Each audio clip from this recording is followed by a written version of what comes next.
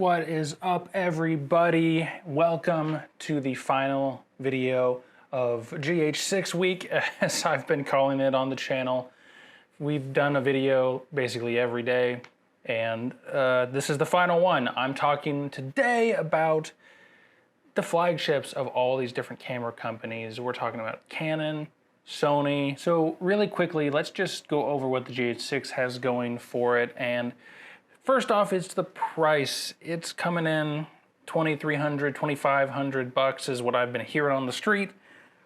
I'm kind of scared it's going to be like $3,000, but let's hope it's in that $2,000 to $2,500 price range. For that, you're getting 25 megapixel sensor, 5.7K 60 frames a second, 4K at 120 frames a second, 300 frames per second as the total output at probably an HD variable frame rate mode, and 7.5 stops of IBIS, plus tons of other things like the computational, everything, whatever. You know what, we'll put a link up. I'm gonna make a playlist for GH5 week just because we've made so many dang videos on this thing.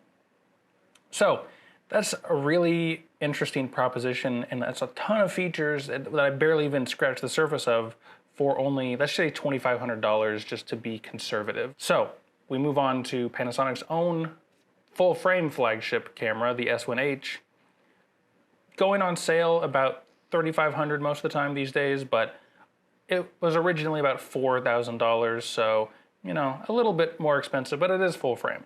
It's 24 megapixel sensor, really solid, and I'm gonna say this is a tie because 24, 25, very, very close.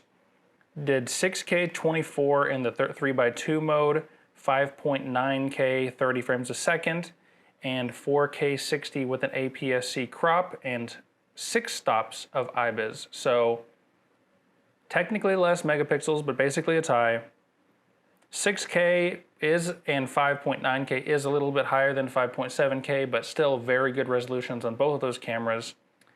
And then the thing that gets me is the high frame rate options, uncropped 5.7K 60, uncropped 4K 120. The 4K 60 is really helpful on the S-series cameras, but just like the S-series cameras, just like a bunch of Sony cameras, that forced 1.5 times APS-C crop is sometimes fine and sometimes can really enhance the noise or make it hard to get wide, establishing shots in 60 FPS, which is kind of where I see myself using 60 FPS most of the time. So yeah, the crop in 4K 60 in the S1H is kind of a bummer compared to the GH6, but again, it is a bit of an older camera, and a S1H Mark II might improve on a lot of those specs, but to me, when it's GH6 versus S1H, it's hard to really consider the S1H being that much better than the GH6. It's actually kind of a lot worse for more money. Onwards, we're going to look at some Sony stuff. Let's start at the bottom a little bit with the Sony a7 IV. Now that's going to be about $2,500, so about the same price. 33 megapixels, a little bit more than the GH6. But then we get to the video. Max resolution and frame rate is 4K 60 with an APS-C crop. So again, we're getting that same issue as the S1H. I mean, to be fair, it's probably got better autofocus, almost certainly. It's probably better low light, although we don't really know how the GH6 is handling low light, or maybe I just don't understand it. And then the IBIS here is about 5.5 stops, which is very good, but the GH6 has that 7.5, so Sony a7 IV, not quite there for me. Let's move up to the Sony a7S III. Now, a lot of people are really hardcore defending the a7S III against the GH6 online, but that's kind of Sony users for you. It's $3,500, so $1,000 at least more than the GH6. That's a 12 megapixel camera, so almost half of the stills resolution of the GH6. But for that, you do get really nice 4K 120 at 10-bit, and again, better AF, and more than likely better low light and noise performance, but might not be that much better given all the cool stuff the GH6 is doing. We'll just have to see. And again, this is 5.5 stops of IBIS. You can also get this kit with a $1,000 extra for a raw recording kit on B&H, but is that worth it? Kind of depends on what you're doing. But again, for me, yeah, the better AF, better low light is cool and kind of important to some people, but for me, am I willing to spend $1,000 and switch systems to get into that? Not really. So again, I think the GH6 does put up a really solid fight here. Let's go all the way to the top for Sony right now. Sony A1, $6,500. So $4,000, you know, you could get 2 or 3 GH6s for the price of one of these things. But for that price, you do get a whopping 50 megapixels, so double the GH6 megapixels. 8K, 30 frames per second. GH6 tops off at, let's just say 6K, 5.7K. So a whole 2.3 more Ks, which is crazy. 4K 120 FPS, which is very solid. Same thing the GH6 does. And another 5.5 stops of IBIS for a Sony camera. Sony A1's amazing, but again, low light, autofocus, 8K. If you need those, go ahead and drop that 6.5K on this camera. If you don't need those, or you want better IBIS stabilization or a few other features, the fact that the GH6 is even in the ballpark on features for the Sony A1, which again costs almost $7,000 as opposed to $2,500. That's kind of wild. Like the GH6 is amazing no matter what, but the price point they put on that thing is like really continually shocking me.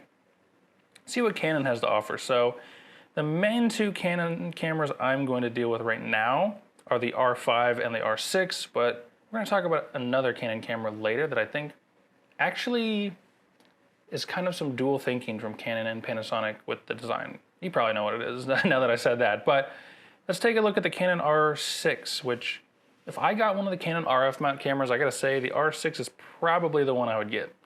It's about $24.99, you know, basically the exact same price as the GH6, so let's see how it stacks up. I know it's not a flagship per se, but the fact that it was the same price, I wanted to check it out. So, 20 megapixels, not bad, totally usable. I think 10 to 24 megapixels are the most photographers will ever need. And it does 4K 60 FPS. That's nice. And then full HD up to 120. And 8 stops of IBIS, which is the biggest surprise for me. I forgot how good Canon's IBIS was getting. 8 stops is a whole half a stop better than the GH6. So, just obviously not a great comparison for the R6. Less megapixels, less overall resolution, less frames at 4K, and less frames at full HD. So it kind of is worse on every level, but again, it still is worth it for a lot of people. It's still a great camera because it does have the crazy good autofocus. It still has the crazy good low light. At least I think so. So there's that. Great camera, but again, just looking at the specs, the GH6 versus the R6, I think the GH6 wins for what I do. Canon R5 moving up a level, almost $4,000 here, $3,900. For that, you're getting 45 megapixels, 8K 30, 4K 120, and a monstrous 8 stops of IBIS. That's pretty good. But again, $1,500 extra dollars, right? Is that worth it? Is the autofocus, is the 50 megapixels, all that gonna be vital to what you do? If it is, you know which camera you need.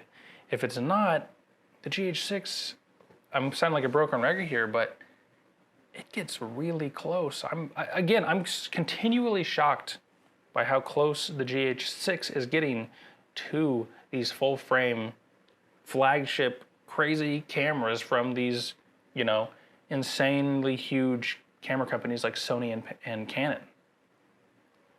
By the way, most of these Canons have a little tiny baby HDMI. GH6, full-size HDMI. You know, Like, I'm not bragging, but full-size HDMI, it's pretty handy, especially for filmmakers. And we're looking at these cameras from mostly a filmmaking standpoint, so there is that.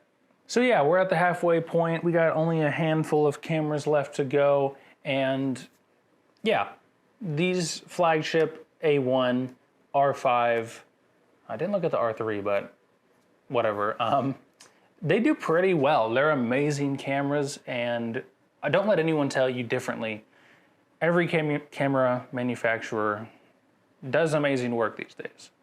But for the price, the GH6 is punching way up. And I'm really happy about that because in the past, the GH5, the GH4, their big thing was they would offer more features than the full frame, competitors would at a way lower price. The GH4 was the first 4K mirrorless camera ever. The GH5 was I think the first 4K 10-bit mirrorless camera. I might be I might be wrong about that, but I think I saw that.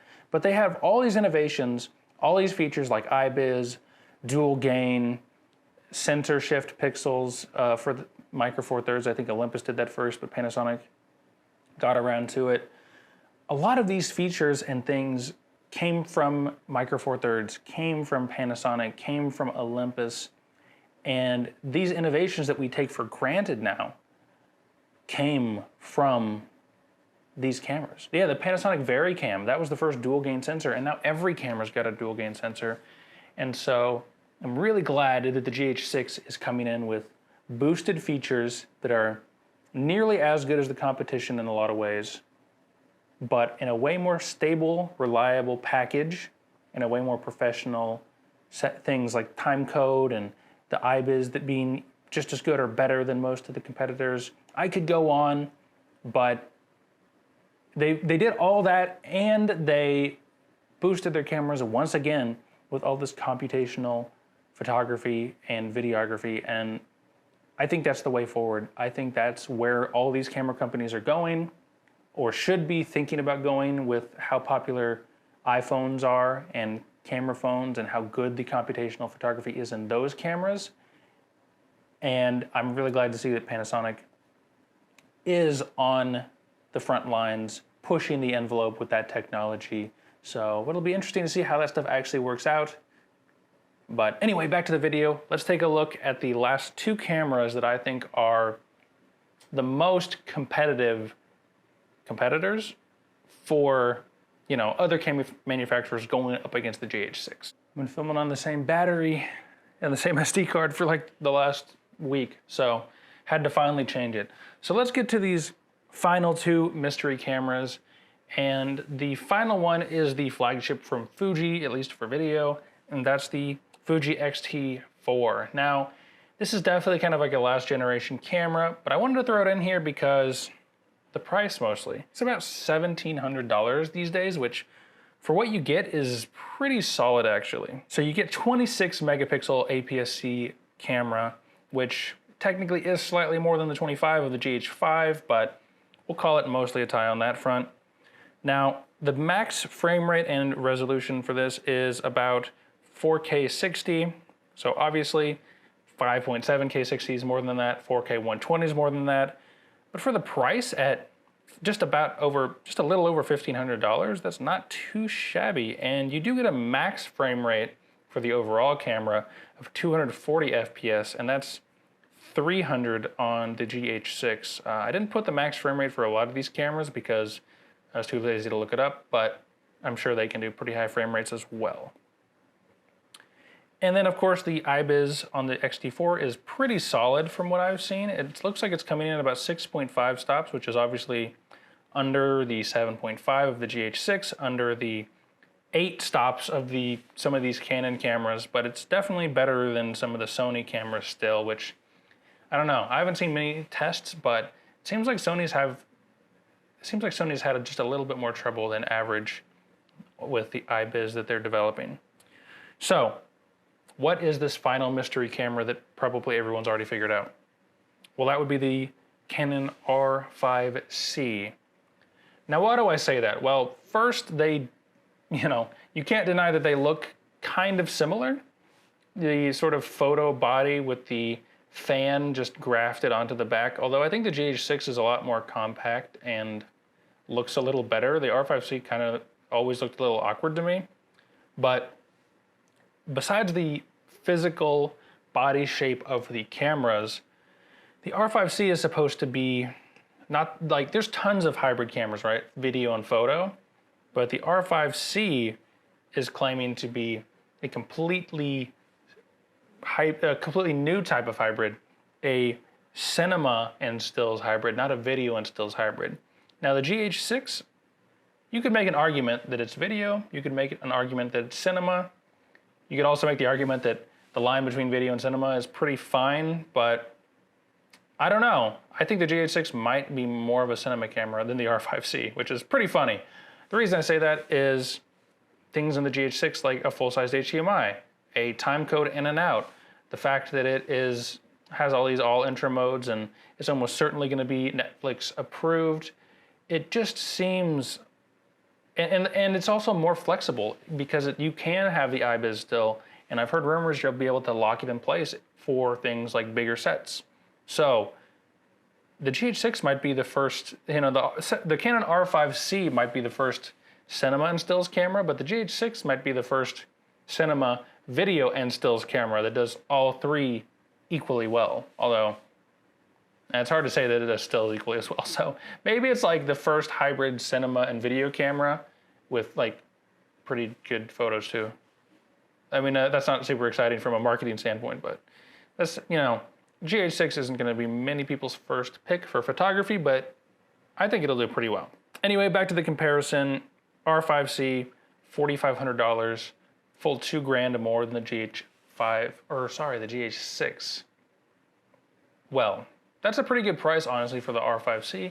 It was rumored to be a lot more expensive, but it still is more expensive than the GH6. So what do you get? 45 megapixels, nearly double. 8K 60 FPS. Yeah, that's really good. 8K 60 is crazy, as opposed to the nearly 6K 60 of the GH6. And the 4K 120, that matches the GH6 more or less. And it actually didn't say on the B&H page, but I'm assuming this is about, oh wait, this thing doesn't have IBIS, does it? Canon, live Google. Yeah, there's no IBIS. That's why it was super vague of like, oh yeah, innovative new Canon stabilization technology. No, it's not. It's just electronic stabilization because you didn't put IBIS in it. I mean, it makes sense, but yeah, no IBIS. So $2,000 for double the megapixels, 2 more K on the 8K 60 as opposed to the 5.7K 60. Same 4K 120 and no IBIS. So the real differences here are, again, as always, Canon R5C, it's going to have great autofocus, it's going to have great low light, probably better than the GH6 in both of those departments, but it's also $2,000 more and has no IBIS. So if you want the IBIS, the GH6 is a pretty obvious choice for me. So, interesting resolution here. I came into this being like, R5C is kind of a beast, and then remembered the no IBIS thing. And now I'm like, they're definitely two sides of the same coin now, because IBIS can be a gift and a curse depending on your situation. Interesting. So yeah, I don't want to make this video any longer than it has to be. Let me know if there's any cameras I missed. There's so many out there these days that I'm sure I neglected to pick up on something, but I think this video more or less put to bed the idea that the GH6 can't compete with these full frame cameras, because in a lot of ways, just on these basic specs, I didn't even do a deep dive in some of the other things like the bit rates and the all intro modes, the open gate modes for anamorphic and things like that, how insane those are compared to the competition that are kind of stuck into that 3x2 full frame sensor, But yeah, what do you guys think? Does the GH6 put up a good enough fight to really go up against some of these full frame cameras, or do you think it's just a little too late kind of situation? Personally, I think it punches way above what I thought Micro Four Thirds was possible or capable of in terms of megapixels, in terms of frame rates. We'll have to see how things like the IBIS and the body design and the low light capabilities pan out in practice, which is why I didn't want to like make any really concrete statements about the low light capabilities and the autofocus capabilities, but it's still, even if it's the best low light Micro Four Thirds camera ever, it's probably still going to be edged out by most full frame cameras. So just temper your expectations. But yeah, the fact that you can get 2 GH6s for the price of most of the things on this list is pretty impressive. And the fact that this thing outperforms the S1H in a lot of ways is, man, that means that there has to be a new S1H coming, right? Like at Mark II or an S2H, because I think the GH6 is the most capable camera in the Micro Four Thirds lineup, and it's cheaper than most of the full frame cameras that Panasonic makes. So I can't imagine Panasonic's gonna let that be the case for long. Anyway, guys, thank you for watching. Thank you for joining me on GH6 week. I'll probably have a video about the event. Maybe I'll do a live stream during the event so we can watch it together. Let me know if you want to see something like that down in the comments. And while you're there, yeah, comment whatever you want. Let me know what you thought of GH6 week. Should I do more news reporting stuff like this, or would you rather me stick to camera reviews and stuff? I'll probably stick mostly to camera reviews, but I don't know. When the news like this is coming out, you gotta kind of jump on it because I want to talk about it with you guys and have those conversations and do it in a place that's not filled with Sony users, because they're something else. Anyway, subscribe, like, comment, and if you did subscribe, I will see you guys in the next video.